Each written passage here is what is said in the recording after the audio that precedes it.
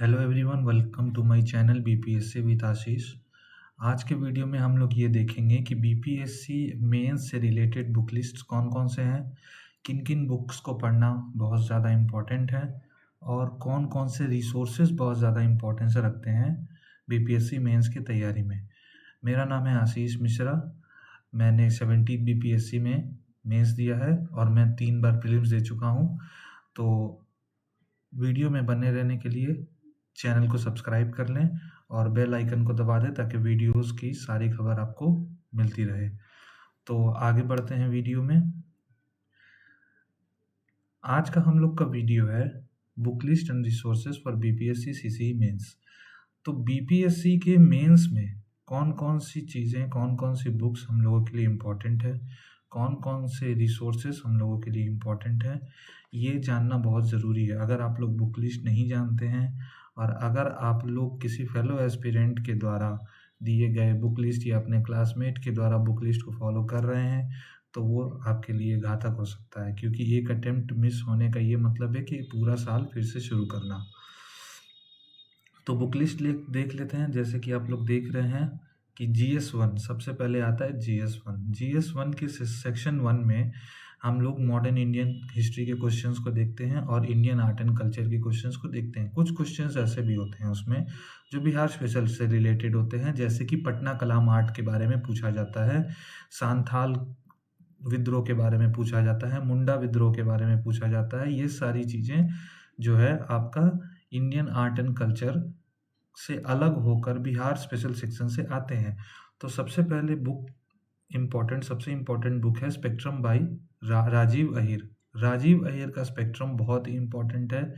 मेरा ये आप लोगों को सजेशन है कि प्रीलिम्स की बुक को, जो एक प्रीलिम्स की बुक मैंने बंसल एंड त्रिपाठी को पढ़ने के लिए कहा था प्रीलिम्स में, उसको मेंस में बिल्कुल भी इस्तेमाल ना करें, क्योंकि उसमें सब्जेक्टिव तरीके से चीज़ें नहीं दी हुई हैं। आपको पूरा डिस्क्रिप्टिव लिखना है GS1 में। तो GS1 में अगर आप डिस्क्रिप्टिव बुक्स नहीं पढ़ेंगे तो आप लोगों के लिए आंसर लिखना बहुत मिस्टेक वाला काम हो जाएगा। और सबसे इम्पोर्टेंट बात ये है कि पढ़ना आपको डिस्क्रिप्टिव बुक ही है, वैसी बुक्स जो कहानियों की तरह होती हैं, और पॉइंट्स आपको खुद ब खुद बनाने हैं। पॉइंट्स आपको खुद ब खुद समझ के तैयार करने हैं, क्योंकि अगर आप बंसल एंड त्रिपाठी से पढ़ेंगे तो आपको पॉइंट्स तो मिल जाएंगे, पर आप जो एक पॉइंट्स बनाने का जो एक सिस्टम होता है वो आप समझ नहीं पाएंगे। कैसे पॉइंट्स बनाए जाते हैं वो आपके लिए समझना मुश्किल हो जाएगा। हर चीज़ बना बनाया मिल जाए कोई ज़रूरी नहीं होता। इसीलिए स्पेक्ट्रम बाई राजीव अहिर हम लोग फॉलो करेंगे। सेकंड आ जाता है Indian art and culture by Nitin Singhania. बहुत ही कंटेम्प्रेरी बुक है, यूपीएससी एस्पिरेंट्स भी इसे यूज़ करते हैं। इस बुक में बहुत सारे एस्पेक्ट्स दिए हुए हैं, पेंटिंग्स, म्यूजिक्स, फलाना ढिमकाना। पेंटिंग से आपको बहुत सारी चीज़ें जो है मिल जाएंगी, जैसे कि मधुबनी पेंटिंग से भी क्वेश्चंस आते हैं आर्ट एंड कल्चर में, और टेम्पल स्ट्रक्चर से रिलेटेड भी आर्ट एंड कल्चर में क्वेश्चंस आते हैं। तो वो सारे एस्पेक्ट्स आपके Indian art and culture by Nitin Singhania से पूरे हो जाएंगे। अब आ जाते हैं नेक्स्ट सेक्शन में, जो कि गांधी, नेहरू और टैगोर के ऊपर क्वेश्चंस आते हैं। गांधी, नेहरू और टैगोर के ऊपर आप किसी भी कंटेम्प्रेरी बुक को फॉलो ना करें, ये मेरा एक आपके लिए बहुत ही इंपॉर्टेंट एडवाइस है। क्यों? क्योंकि गांधी, नेहरू एंड टैगोर के ऊपर आप जितना अच्छा लिख पाएंगे उतना अच्छा नंबर पाने की आपके लिए संभावना रहेगी। तो मेरा ये कहना है कि गांधी, नेहरू और टैगोर के ऊपर आप सेपरेट बुक ले लें।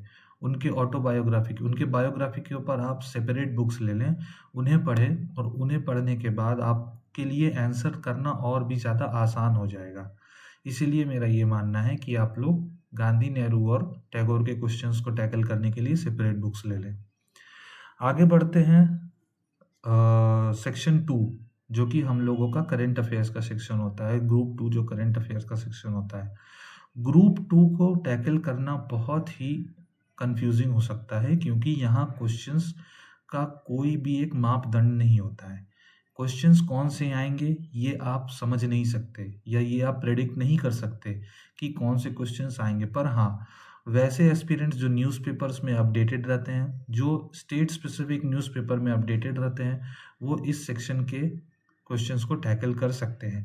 तो अगर आप न्यूज़पेपर में अपडेटेड हैं और स्टेट स्पेसिफिक न्यूज़पेपर में भी अपडेटेड हैं, तो उन सारे पॉइंट्स को मार्कआउट कर लें और विजन आईएएस के मंथली मैगजीन जो आता है, जो कि फ्री है विजन आईएएस के वेबसाइट पे, वहाँ से आप मंथली मैगजीन डाउनलोड कर सकते हैं और उस सेक्शन को, जिस सेक्शन को आपने मार्कआउट किया है न्यूज़पेपर में, उस सेक्शन को आप कंप्लीट कर सकते हैं विजन आईएएस के मंथली मैगजीन से। तो आपको करंट अफेयर्स के सेक्शन के लिए किसी भी इंस्टीट्यूट की सहायता लेने की कोई ज़रूरत नहीं है, किसी भी इंस्टीट्यूट को फॉलो अप करने की कोई ज़रूरत नहीं है, ना ही मटेरियल पढ़ने की। फ्री और सस्टेनेबल मटेरियल दिया हुआ है विजन आईएएस के वेबसाइट पे, आप वहाँ से मैगज़ीन डाउनलोड करिए, चीज़ों को समझिए, चीज़ों को अपने बुक्स के साथ कंपेयर कीजिए और आप आंसर आराम से लिख सकते हैं, जैसे कि मैंने किया था। उसके बाद आ जाता है करंट अफेयर के सेक्शन में जो बिहार स्पेशल के क्वेश्चंस आते हैं, उन क्वेश्चंस को कैसे टैकल करना है। उन क्वेश्चंस को टैकल करने के लिए किसी भी इंस्टीट्यूट की, मैं दोबारा बता रहा हूँ, किसी भी इंस्टीट्यूट के रिसोर्स पढ़ने की आपको कोई ज़रूरत नहीं है। अगर आप रीजनल ज्योग्राफी जानते हैं, वहाँ का कल्चर जानते हैं, वहाँ का हिस्टोरिकल एस्पेक्ट जानते हैं, तो सिर्फ न्यूज़पेपर पढ़ने से ही आप आंसर आराम से कर पाएंगे। और सबसे क्रूशियल चीज़ ये है कि बिहार स्पेशल करंट अफेयर के सेक्शन से ज़्यादातर इकोनॉमिक्स के क्वेश्चंस ज़्यादातर पूछे जाते हैं। ज़्यादातर ही इकोनॉमिक्स के क्वेश्चंस पूछे जाते हैं, या इकोनॉमी के जो 3 सेक्टर होते हैं, उन तीनों सेक्टर में से किसी एक सेक्टर के क्वेश्चंस पूछे जाते हैं। तो वो आराम से आप न्यूज़पेपर के द्वारा पूरा कर सकते हैं। दैनिक भास्कर अगर आप पढ़ लें, दैनिक भास्कर एक ऐसा न्यूज़पेपर है जो अगर आप रोज कवर कर रहे हैं तो आपको किसी भी और करंट अफेयर के बुक को पढ़ने की कोई आवश्यकता नहीं है। तो दैनिक भास्कर पढ़ना बहुत ज़रूरी है। आगे आ जाते हैं statistical analysis, graphs and diagram के लिए। एक सेक्शन ग्रुप 3 जो आता है, जिसमें बार डायग्राम, पाई चार्ट या ग्राफिकल डायग्राम्स रहते हैं, उन सेक्शन को टैकल करने के लिए अमर सर मैथ्स करके एक यूट्यूब चैनल है। आप उनके स्टैटिस्टिकल एनालिसिस के प्लेलिस्ट को सेव कर लें, उसमें करीबन 600 वीडियोज़ हैं। उसमें स्टैटिस्टिक्स के बार डायग्राम, ग्राफ डायग्राम, अलग-अलग तरीके के डायग्राम्स के 600 वीडियोज़ हैं। आप उन वीडियोज़ को अगर 300 भी कंप्लीट कर लें तो उनके बाहर कहीं से भी कुछ भी आने की कोई गुंजाइश नहीं है। इसीलिए अमर सर मैथ्स के चैनल को सब्सक्राइब कर लें और वहाँ से आप स्टैटिस्टिकल एनालिसिस के क्वेश्चंस को आराम से टैकल कर सकते हैं। मेरे चैनल पर अभी फ़िलहाल मेरे पास एडुकेटर अवेलेबल नहीं है स्टैटिस्टिक्स के, वरना मैं वीडियो स्टार्ट करवा देता, पर एज़ सून एज़ पॉसिबल मेरे 2-3 लोगों से बातचीत चल रहे हैं, तो as soon as possible statistics के वीडियो भी आप लोगों के लिए अवेलेबल रहेंगे। आगे बढ़ते हैं GS2 में। GS2 में जैसे कि आप जानते हैं बहुत ही क्रूशियल पेपर होता है GS2। GS1 में आप नंबर उठा सकते हैं। GS1 में नंबर उठाना आसान इसलिए है, GS1 में आप आराम से 180 से 190 नंबर ला सकते हैं, इसलिए क्योंकि स्टैटिस्टिकल एनालिसिस में आपका 76 आउट ऑफ 76 पूरा कंफर्म रहता है, या 74 या 76 आउट ऑफ 76 पूरा श्योर रहता है। यहाँ आप आराम से नंबर 72 मार्क्स आप यहाँ पे आराम से उठा सकते हैं, इसमें कोई दिक्कत की बात नहीं है। और बाकी सेक्शंस में अगर आप 100 भी उठा रहे हैं तो 172 टू 175 के आसपास आपके मार्क्स बन जाते हैं। पर GS2 बहुत ही क्रूशियल पेपर है। GS2 में सबसे इम्पोर्टेंट ये होता है कि आप टाइम मैनेजमेंट कैसे करते हैं। जैसे कि जब मैंने एग्ज़ाम दिया था तो मेरा टाइम मैनेजमेंट बिल्कुल भी सही से नहीं हो पाया था, तो GS2 के लिए क्या मिस्टेक्स नहीं करने हैं वो भी मैं अभी बताऊंगा, और GS2 में कौन कौन से बुक लिस्ट को पढ़ना है वो यहाँ पर दिया हुआ है, उन्हें भी पढ़ना बहुत ज़्यादा ज़रूरी है। तो सबसे पहला मिस्टेक ये नहीं करना है कि जब भी आपको आंसर लिखना है, जब भी आप आंसर लिख रहे हैं तो आपको टाइमर के साथ लिखना है, क्योंकि 7 और 8 मार्क्स के क्वेश्चंस में आपको कम समय लगाना है और 38 मार्क्स के क्वेश्चंस में आपको ज़्यादा से ज़्यादा समय लगाना है, क्योंकि उसमें थिंकिंग कैपेबिलिटी का भी होना बहुत ज़्यादा ज़रूरी है कि आप क्वेश्चंस को कैसे समझ रहे हैं और क्वेश्चंस में मटेरियल कितने डाल रहे हैं। ये एस्पेक्ट आपको समझ लेना होगा कि आपको टाइम मैनेजमेंट GS2 में रखना बहुत ज़रूरी है। आते हैं बुक लिस्ट के ऊपर, तो GS2 के लिए एम लक्ष्मीकांत का करंट एडिशन का पॉलिटी आप पढ़ सकते हैं, क्योंकि उसमें अब सब सुप्रीम कोर्ट के जजमेंट्स और अलग अलग सुप्रीम कोर्ट के केसेस को भी ऐड कर दिया गया है। और अगर आपको डिस्क्रिप्टिव बुक पढ़ने में ज़्यादा इंटरेस्ट है तो आप DD बासु का पॉलिटी भी पढ़ सकते हैं। बढ़ते हैं इंडियन इकोनॉमी की तरफ। Indian economy Rajiv Singh best book है, क्योंकि क्वेश्चंस कंटेम्पररी होते हैं बीपीएससी मेंस में, और कंटेम्पररी क्वेश्चंस को करंट सिनेरियो के साथ जोड़ा जाता है। तो इंडियन इकोनॉमी आप इनका पढ़ सकते हैं, जो लेटेस्ट एडिशन हो वही पढ़ना है, क्योंकि डाटा हर साल चेंज होते रहता है। बजट आपको कवर करना है इंडिया और बिहार का करंट ईयर का। बजट से रिलेटेड डाटा जो है आप अपने आंसर्स में स्पेसिफिकली दिखा सकते हैं। आगे इकोनॉमिक सर्वे भी आपको पढ़ना है, क्योंकि उसमें भी डाटा का बहुत ज़्यादा इम्पोर्टेंस देखा गया है। ऑर्गेनाइजेशंस के, डिफरेंट ऑर्गेनाइजेशंस के रिपोर्ट, जैसे वर्ल्ड बैंक के रिपोर्ट्स आते हैं, आईएमएफ के रिपोर्ट्स आते हैं, एशियन डेवलपमेंट बैंक के रिपोर्ट्स आते हैं, उन पे भी क्वेश्चंस पूछे जाते हैं, तो उन्हें पढ़ना बहुत ज़रूरी है। इकोनॉमिक समिट्स होते हैं जैसे G7, G20 और ब्रिक्स या आसियान, ऐसे समिट्स के बारे में भी पढ़ना बहुत ज़्यादा ज़रूरी है। इनका इम्पोर्टेंस क्या है और इन्हें क्यों जानना ज़्यादा ज़रूरी है, ये भी पढ़ना आपके लिए बहुत इम्पोर्टेंट है। आगे बढ़ते हैं साइंस एंड टेक्नोलॉजी, जिन्हें एस्पिरेंट्स कहीं ना कहीं बहुत ज़्यादा महत्व नहीं देते हैं, सोचते हैं कि आराम से हो जाएगा, पर ये आराम से नहीं हो सकता। साइंस एंड टेक्नोलॉजी के एस्पेक्ट्स इतने ज़्यादा हैं कि उन्हें लिखना और उनके एक एक मटेरियल को पकड़ के कवर करना बहुत ही मुश्किल हो जाता है, क्योंकि क्वेश्चंस ऐसे पूछे जाते हैं जिनका रिलेवेंस आपको करंट अफेयर के साथ जोड़ के दिखाना है। तो आप ये ध्यान रखें कि जब आप science and technology Ravi P Agrahari ले रहे हैं तो आप लेटेस्ट एडिशन ही लेंगे, और लेटेस्ट एडिशन के साथ साथ आपको ये भी ध्यान रखना है कि करेंट अफेयर के साथ कोप अप करके आपको साइंस एंड टेक्नोलॉजी पढ़ना है, वरना आप एग्जाम्पल्स को टैकल नहीं कर पाएंगे और सही से क्वेश्चन आंसर नहीं लिख पाएंगे।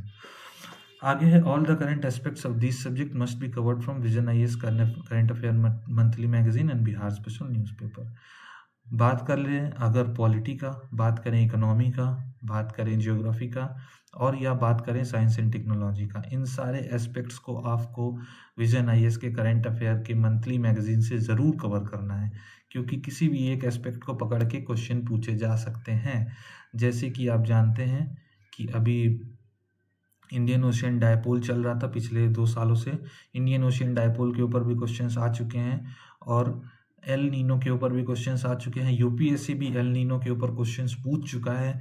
तो आपको ये समझना होगा कि करेंटली जो भी अफेयर्स चल रहे हैं वर्ल्ड में, ज्योग्राफी से रिलेटेड या पॉलिटी से रिलेटेड या इकोनॉमी से रिलेटेड या साइंस एंड टेक्नोलॉजी से रिलेटेड, उनके बारे में आपको करंट अफेयर के मैगजीन से पढ़ना बहुत ज़रूरी है। और बिहार स्पेशल न्यूज़पेपर भी आपको पढ़ना बहुत ज़रूरी है, क्योंकि ज्योग्राफी के सेक्शन में एक क्वेश्चन अगर इंडिया के ज्योग्राफी से पूछा जाता है तो एक क्वेश्चन आपको बिहार के ज्योग्राफी से रिलेटेड भी पूछा जाता है। सेम चीज़ जाता है इकोनॉमी के तरफ, इकोनॉमी में भी एक क्वेश्चन अगर इंडिया सेक्शन का होता है तो एक क्वेश्चन बिहार सेक्शन का ज़रूर होता है। और कहीं ना कहीं ज़्यादा से ज़्यादा कोशिश करें कि आप बिहार सेक्शन के क्वेश्चन को ही टैकल करें, क्योंकि बिहार सेक्शन के क्वेश्चन को टैकल करना आसान है, वहाँ पे डाटा कम यूज़ करना पड़ता है, उतना ज़्यादा वास्ट डाटा नहीं है, और आपको क्वेश्चन लिखने में ज़्यादा परेशानी नहीं होगी। जहाँ तक बात है पॉलिटी की, तो पॉलिटी में आपको बिहार सेक्शन के मैं कहूँगा कि आप क्वेश्चंस को टच ना करें, क्योंकि बहुत ही भारी क्वेश्चंस होते हैं। बाहर वाले स्टूडेंट्स, जैसे मैं बाहर का स्टूडेंट हूँ, तो हम लोगों के लिए क्षेत्रीय पॉलिटी जानना थोड़ा मुश्किल हो जाता है, इसलिए हो सके तो आप इंडियन सेक्शन को ही कवर करें। तो ये था GS1 और GS2 के बुक लिस्ट्स के बारे में और उनसे रिलेटेड सारे इन्फॉर्मेशन के बारे में। आगे देख लेते हैं कि रिसोर्सेज कौन कौन से इंपॉर्टेंट होते हैं। तो रिसोर्सेज में सबसे पहले आता है PYQ।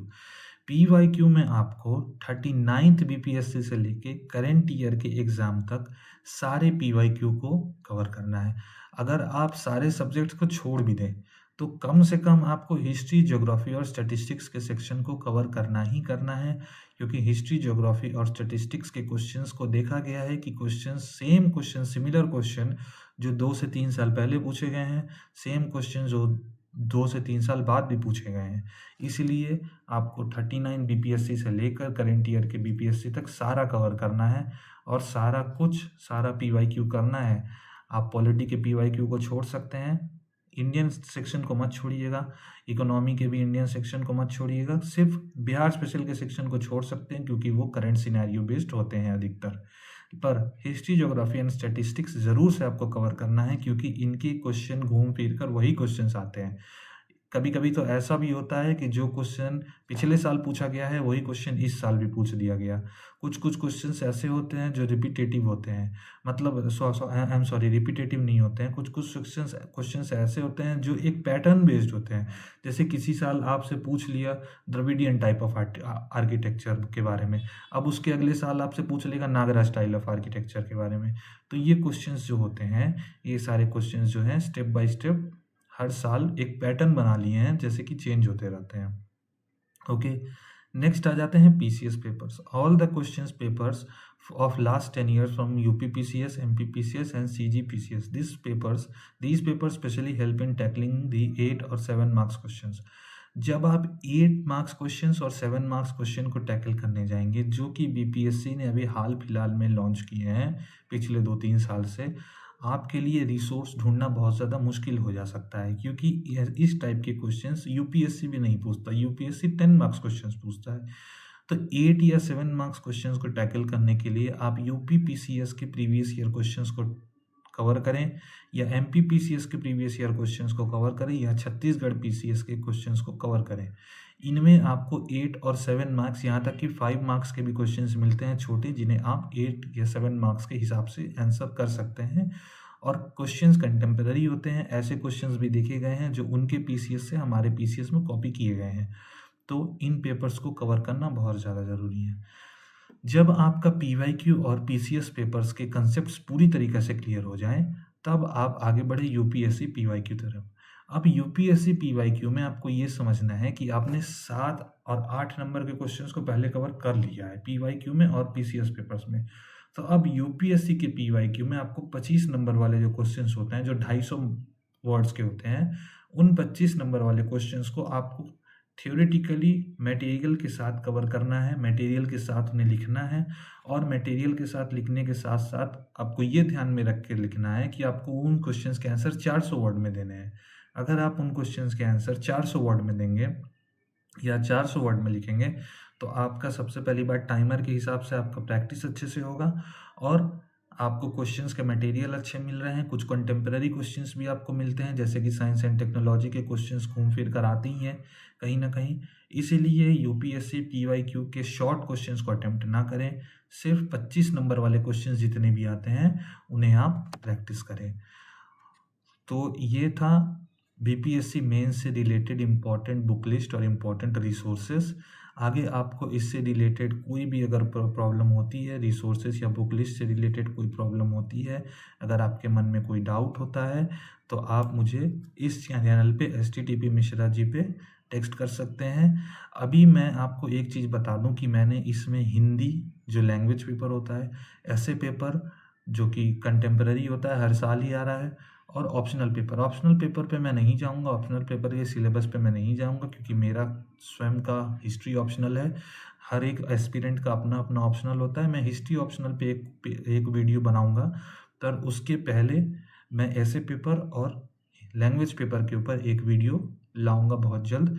तो इसके पहले अगर आपको बुक लिस्ट से या रिसोर्सेज से रिलेटेड कोई भी क्वेरी हो, तो आप मुझे मैसेज कर सकते हैं। चैनल का नाम दिया हुआ है, और चैनल पे मैसेज कर सकते हैं, या तो आप मेरे ईमेल आईडी पर भी मैसेज कर सकते हैं। तो आगे के वीडियोस को देखने के लिए सब्सक्राइब ज़रूर कर लें, और बेल आइकन को भी दबा दें, ताकि आगे आने वाली वीडियोस आपको मिलती रहें। इसी तरीके से इंफॉर्मेटिव वीडियोस आप देखते रहें और आपका बीपीएससी का रास्ता आसान होते रहे। देखिए, सबसे इम्पोर्टेंट चीज़ ये है कि ये जो इम्पोर्टेंट रिसोर्सेज वाला पार्ट है, ये रिसोर्सेज वाला पार्ट आपको किसी भी कोचिंग इंस्टीट्यूट में नहीं बताया जाता। कोचिंग इंस्टीट्यूट का धंधा ये बन गया है कि सिर्फ चैप्टर्स को कवर करो, चैप्टर्स को ख़त्म करो, बस काम ख़त्म। वो लोग आपको बीपीएससी के पीवाईक्यू को करवा देंगे, इसके आगे कुछ नहीं। क्योंकि मेरा सेल्फ का एक्सपीरियंस बहुत ख़राब रहा है कोचिंग इंस्टीट्यूट में। मैं नाम नहीं लूँगा, एक नामी दामी इंस्टीट्यूट में मेरा खुद का एक्सपीरियंस बहुत ख़राब रहा है। इसीलिए जिन रिसोर्सेज को मैंने लिखा है, उन रिसोर्सेज से रिलेटेड आपको चीज़ें कवर करनी ही करनी है। और अगर आपके पास बुक खरीदने के पैसे नहीं हैं, अगर आप बुक अफोर्ड नहीं कर सकते, तो आप मुझे मैसेज करिए, मैं आपको PDF कन्वे करवा दूंगा, ताकि आपका पढ़ना और भी आसान हो। ओके, तो वीडियो को इसी के साथ एंड करते हैं। Thank you so much.